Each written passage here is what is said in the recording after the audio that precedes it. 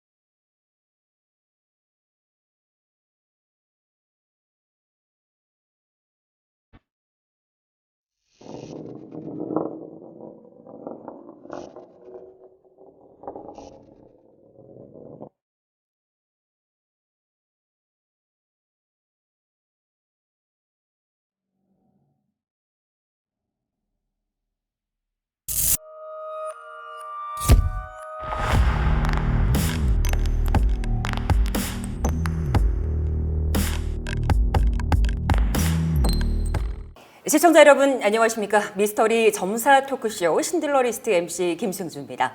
오늘 함께 하실 두 분 선생님 자리하셨는데요. 먼저 인사부터 해주시기 바랍니다. 선생님. 안녕하세요. 신명제자 대국당 용해 장군입니다.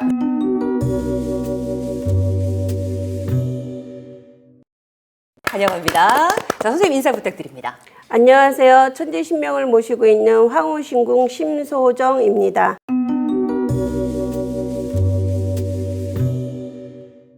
선생님도 환영합니다. 자, 오늘 역시나 두 분께서 어떤 날카로운 또 진짜 냉정한 풀이들을 해주실지 기대가 되는데요. 오늘의 공통 키워드는 악마를 보았다 파트 1, 연쇄 살인범 편인데요. 그 가운데서 제가 맡은 인물은 바로 정남규입니다. 두 분께서는 정남규, 이 이름을 들었을 때 어떤 느낌을 받으셨는지 궁금하거든요. 선생님 어떠셨어요? 직감이라는 게 있잖아요. 저는 받은 느낌이 네. 악의 화신, 살인의 중독자, 피를 보면 희열을 느낀다. 그래서 내 입안에서 피냄새가 굉장히 많이 났고요. 누린내도 많이 났고. 실제로요? 네, 그래서 지금 음식도 못 먹었어요. 선생님 지금 시작인데도 정남규에 대해서 그런 풀이를 해주셨고 우리 선생님은 어떠셨어요? 정남규라는 이름을 들었을 때. 제가 볼 때는 이 사람은 다중인격자예요. 다중인격자. 그렇죠. 더군다나 이 사람은 엄마 뱃속에 한 6, 7개월 때 왜 심하게 그러니까 학대를 받았다는 표현이 났겠죠. 엄마가. 네. 그러니까 그 속에서부터 살을 그냥 툭거리고 맞으면서 그게 내 몸으로 그대로 흡수되면서 세상 밖으로 던져졌으니 네. 올바르게 살아갈 수는 없다는 거죠. 아니 사실 저희가 처음 시작할 때는 이제 이 사람에 대해서 간략하게 이야기를 듣고 시작을 하잖아요. 근데 오늘은 처음부터 제가 굉장히 몸이 굳는 듯한 좀 긴장되는 듯한 느낌을 좀 받는 것 같습니다. 저희가 그래서 지금부터 본격적으로 이야기를 시작하겠습니다. 2006년 4월 22일 새벽입니다. 모두가 잠들어 있었던 고요한 다세대 주택. 그런데 갑작스런 비명소리에 김 씨는 화들짝 놀라서 잠에서 깹니다. 그리고 곧 그 비명소리가 자신의 아들이 낸 소리라는 것을 알게 됩니다. 그리고 다급히 아들의 방으로 향했던 김 씨. 그리고 그곳에서 믿을 수 없는 광경을 목격하게 됩니다.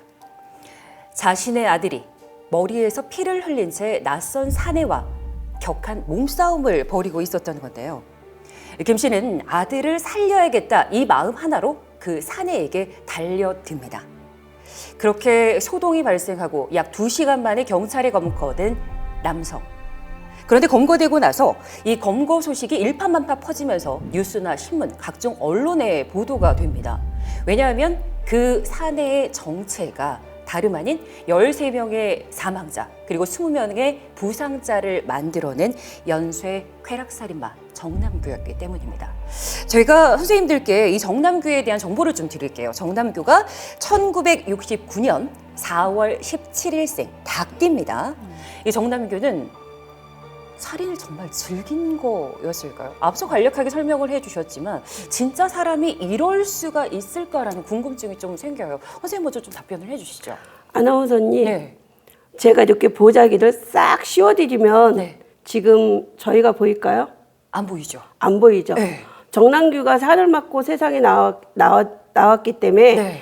쉽게 표현하면 네. 남들하고 비교를 한다 그러면 흰 옷이냐 검정 옷이냐 그런 차이거든요. 그러니까 엄마 뱃속에서 그러니까 옛날 어르신들이 네. 태교가 되게 중요하다 하는 소리가 그런 소리예요. 이게 뱃속에 있으면서도 엄마가 뭐 먹는 음식이라든지 그럼요. 엄마가 듣는 소리나 이야기들을 네. 그대로 태아가 흡수한다라는 그렇죠. 거. 그걸 다시 한번 증명해준다 이렇게 볼 수 그럼요. 있을까요? 네. 선생님은 좀 어떻게 생각하시나요? 내가 내 실력님으로 봤을 때는 네. 이 집에 백정이 있지 않았나. 백정이요? 옛날에 네네네네. 그쵸? 백정이 있지 않았나. 정남교신의 네. 조상님을 봤을 때는 한이 너무 많아. 그래서 원혼기, 살기 이런 게 있어서 이 자손이 이거를 한 것 같아요. 즐기고 살았던 것 같아요. 그래서 이 사람이 어린 시절부터 느낀 게 너무 수치심과 쪽팔림으로 살았잖아요. 그러니까 얼마나 힘들었겠어. 그래서 막 나간 것 같아요. 그러니까 뭘 보면 그러니까 피를 보면 네. 희열을 느끼고 쾌감을 느끼고. 그러니까 사람이 한 번 죽이면 두 번, 세 번 하거든요. 처음은 어렵지만 그쵸? 반복됐을 경우에는 좀 그래서 더 수월하다. 그러니까 그런 행동을 하고 여기까지 온 것 같아요. 사실 정남규 같은 경우는 가정폭력 그리고 학교폭력, 성폭력의 피해자였습니다. 맞아요. 어린 시절에는 아버지의 상습적인 폭언과 또 폭행에 시달렸었고요. 초등학교 시절에는 동네 아저씨에게 끌려가서 성폭행을 당했었다고 맞아요. 합니다. 맞아요. 또 고등학생 때는 동급생들, 또 선후배들에게 심한 따돌림을 당했고요. 심지어 군에 가서는 선임들에게 무차별 폭행까지 당했었다고 합니다. 왜 흔히 사람의 사주는 타고난다 이런 말들 많이 하시잖아요. 그렇다면 정남규가 이런 환경 속에서 자랐지만 혹시 또 다른 환경으로 바뀌었었다면, 생활 환경이 바뀌었었다면 그 역시 달라질 수가 있었을까요, 선생님? 글쎄 힘이 없어서 당하고 네. 투명 인간처럼 취급을 받고 장난감처럼 여겨져 분노와 복수심으로 이거를 불타올랐겠죠. 그래서 내가 당한 만큼 나는 너한테 힘없는 사람을 다 죽였잖아요. 그러니까 나도 당했으니까 너도 당해봐 하면서 그 행위를 했던 것 같아요. 선생님은 어떠세요? 제가 볼 때는 이 정남규 씨 같은 경우는 부모 때 그 윗대 할아버지 때부터 이게 이제 폭행으로 이어오면서 이게 후손에게 들어왔어요. 그리고 부모한테도 학대를 당하고 또 이 엄마도 네. 제가 볼 때는 그 자손을 가졌을 때 아빠한테 학대를 되게 많이 당했다는 얘기예요. 그러니까 그걸로 인해서 그래도 몸으로 흡수가 됐기 때문에 그게 살로 돼서 세상 밖으로 나오니 할 것이 없어요.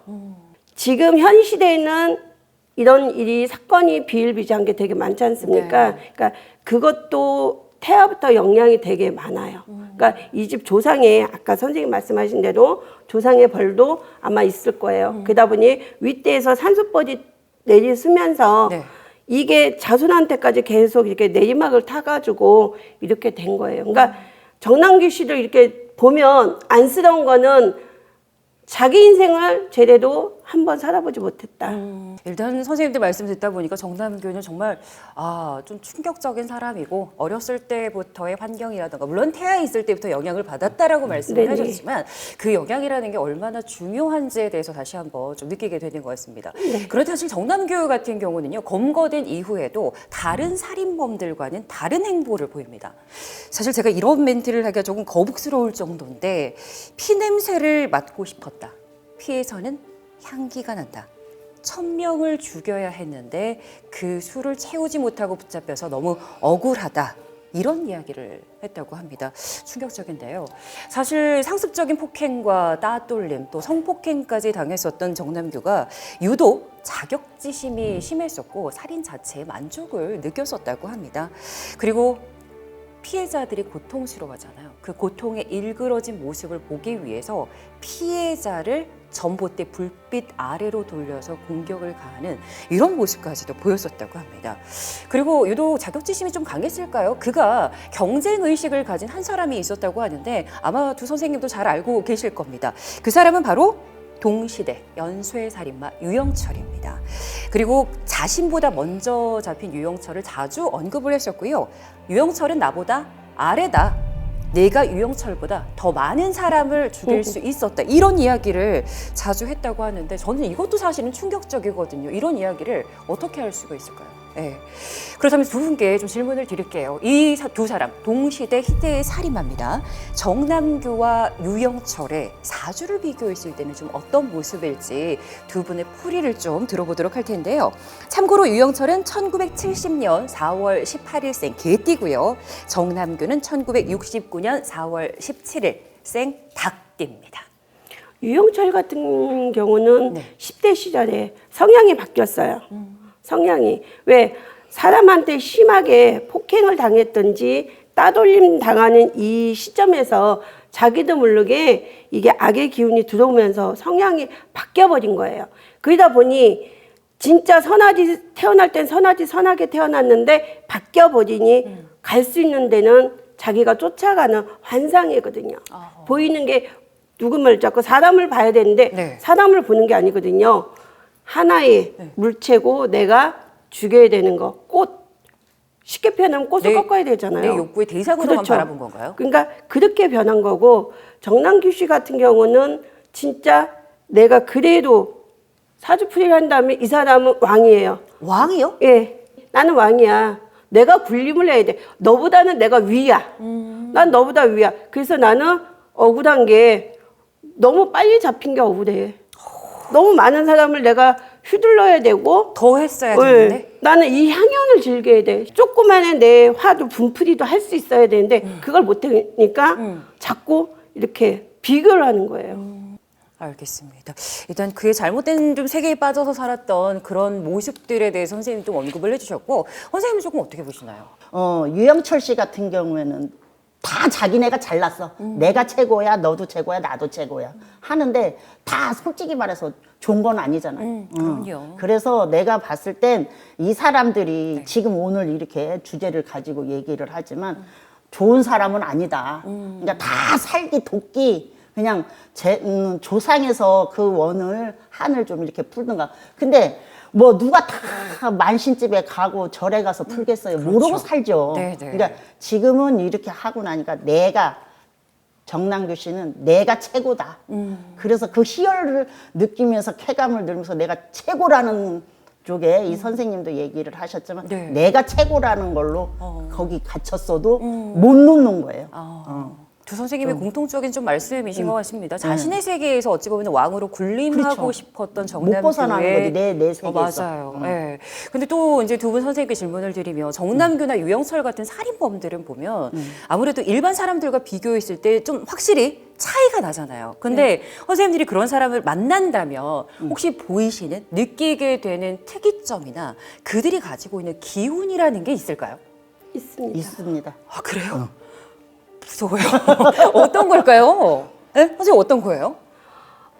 그 사람을 볼 때는 네. 눈에서부터 눈꼬리가 올라간다는 표현이 났고 네. 그리고 몸에서 이 향내가 나는 게 그냥 그런 향내가 나야 되는데 그게 아니라 이 피의 냄새가 나요. 그러니까 이럴 때는 저희도 말을 어떨 때는 멍찌고 가만히 앉아 있어요. 그런 사람하고 마주 있을 때요? 네, 맞아. 왜냐면 이런 데 찾아왔을 때는 당신도 뭔가 느끼는 게 있으니까 오지 않았냐. 그렇죠. 제가 그렇게 물어봐요. 네. 그렇대요. 그래서 그러면 제가 설명을 해드리면 담아서 들을 수 있는 건 됩니까? 준비가 되어 있느냐? 네. 근데 10명이면 네. 8명은 안 듣습니다. 나는 정상인데 내가 언제까지 이 행위를 해야 되는지만 알려달라는 분이 계세요. 예. 그건 또 무슨 말이에요? 그게 무슨 말인지 신기하죠. 네. 왜? 나는 이 행위를 계속 하고 싶은데 어느 시점이라는 건 내가 잡히는 시점이잖아요. 네. 그죠? 그리고 소리 소문 없이 움직여야 된다는 얘기예요. 도둑 고양이 같이. 아니 그러면은 내가 시기를 알게 된다라면 선생님을 통해서 시기를 알게 된다라면 그때까지는 마음 놓고 범죄를 저지를 수 있다. 그렇죠. 이거 아니에요? 네, 맞습니다. 아니 그런 내용들을 본인의 입 밖으로 낸다는 것 자체도 네. 저는 좀 충격적이다, 무섭다라는 생각이 드는데 네. 선생님도 혹시 그런 기운이 느껴지는 사람을 만나본 적이 있으신가요? 네, 좀 많이 와요. 제가 세서 그런지 우리 손님들은 너무 센 사람이 오는데, 네. 근데 어떤 사람은요, 네. 저는 진짜 그 횟집에서 회 뜨는 칼 있죠. 네. 그 사시미칼까지 딱 여기다 차고 왔더라고요. 아 진짜요? 네. 어떻게 대처하셨어요, 선생님? 어떻게 대처해요? 그냥 딱, 그러시냐고, 얘기해 보시라고, 뭐가 그렇게 불만이냐, 뭐 이렇게 세상살이에 이렇게 불만을 많이 갖고 사냐. 아유, 본인도 힘들지만 여기 안 힘든 사람 있으면 나와보라 그래라. 그래서 이렇게 나중에는 이게 나도 하다가, 그러니까 소리 냈다가 달랬다 얼렸다 이러다가 나중에는 풀어놓고 보내줬죠. 그럼 뭐 계속 싸우고 있으면 뭐 할 거예요. 그러니까 그냥 나중에 딱 선생님 죄송합니다 하면서 딱 보내는데 신문지에 돌돌돌돌 말아가고 딱 보니까는 사시미칼 들고 왔더라고요. 자기 이제 그러니까 자기가 보고 마음에 안 들면 나도 죽고 나도 죽이고 자기도 죽을 마음에 데리고 온 거예요. 그래서 그랬는데 이게 근데 딱 들려왔어요. 조심해라. 근데 점사를 안 봐줄 수가 없었어요. 왜요? 아니 왜냐면 이미 들어가서 앉았잖아. 대심판에 앉았잖아. 아. 그러니까 안 봐줄 수가 없는데 근데 말도 안 해요. 그래서요. 왜요? 어째서 이렇게 딱딱 요렇게 하는 거야.